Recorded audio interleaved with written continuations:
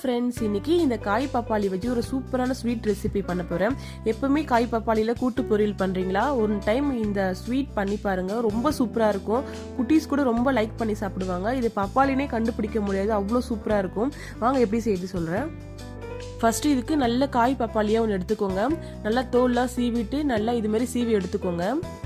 Next ஒரு கடாயில் நம்ம ரெடி பண்ணி வச்ச பப்பாளியை ஆட் பண்ணி நல்லா வதக்குங்க. நல்லா குக் ஆகட்டும். இந்த டிஷ்க்கு நம்ம ஆயில் கீ எதுவுமே யூஸ் பண்ண போகிறது இல்லை. வாட்டர் மட்டும் கொஞ்சமாக ஆட் பண்ணுங்க. நல்லா பாயில் ஆகட்டும். 5 மினிட்ஸில் பப்பாயா நல்லா குக் ஆயிரும். நெக்ஸ்ட் ஒரு 1/2 கப் சக்கரை ஆட் பண்ணி நல்லா மிக்ஸ் பண்ணுங்க.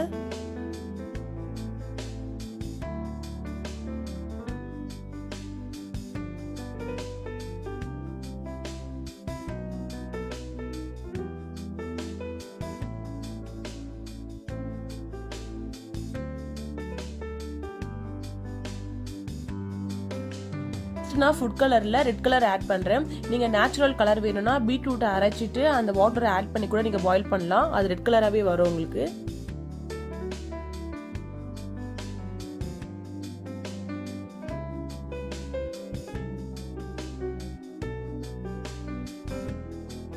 பாருங்க, தண்ணி நல்லா வத்தி பப்பாயா நல்லா குக் ஆயிருச்சு.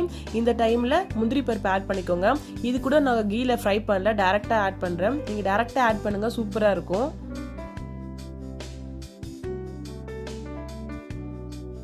நல்லா மிக்ஸ் பண்ணுங்க. ஒரு 3 மினிட்ஸ்ல சூப்பரா ரெடி ஆயிரும். இந்த ஸ்டேஜ் வந்தோன்னா ஸ்டவ் ஆஃப் பண்ணிருங்க.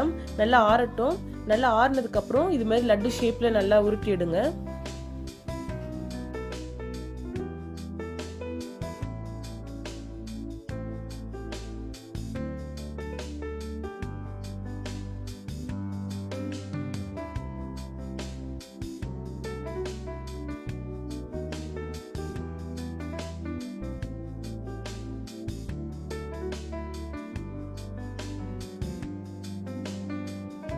ஹெல்த்தியான ரா பப்பாயில ஒரு சூப்பரான ஸ்வீட் ரெசிபி ரெடி ஆயிடுச்சு. இது உங்க வீட்டில் இருக்க குட்டீஸ் கொடுங்க, கண்டிப்பா விரும்பி சாப்பிடுவாங்க. இது பப்பாயானே கண்டே பிடிக்க முடியாது. சின்ன பசங்க மட்டும் இல்ல, பெரியவங்க கூட ரொம்ப லைக் பண்ணி சாப்பிடுவாங்க. கண்டிப்பா உங்க வீட்டில் ட்ரை பண்ணி பாருங்க.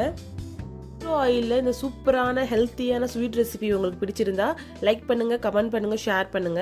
என்னோட சேனலை ஃபர்ஸ்ட் டைம் பார்த்தீங்கன்னா சப்ஸ்கிரைப் பண்ணுங்க. தேங்க்யூ ஃபார் வாட்சிங்.